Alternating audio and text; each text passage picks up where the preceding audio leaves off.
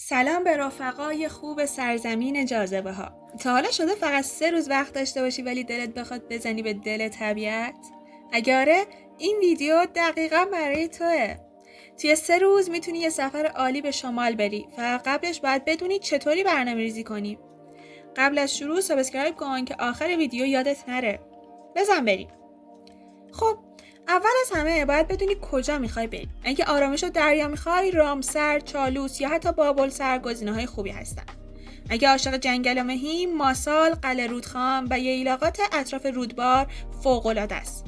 یه نکته طلایی، فقط یه مسیر رو انتخاب کن و پخش و پلا نرو چون وقت کمه.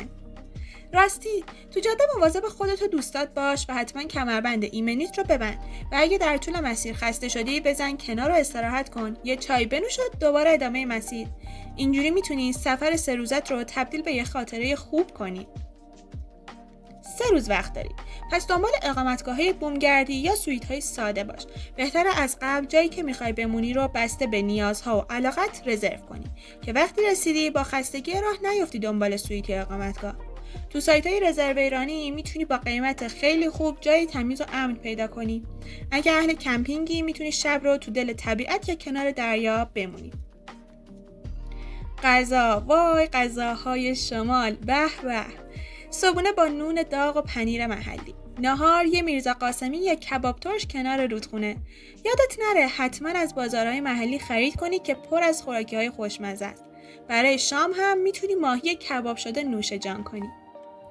با این زمان کم باید تفریحات درست رو انتخاب کنی.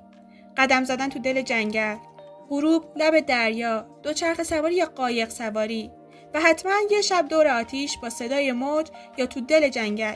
میتونی تفریحات آبی هم داشته باشی. دیدی؟ 3 روز کافیه اگه بلد باشی چطوری بچینیش. اگه از این ویدیو خوشت اومد لایک یادت نره و برای سفرهای بعدی حتما کانال سرزمین جاذبه ها رو دنبال کن. خدافظ.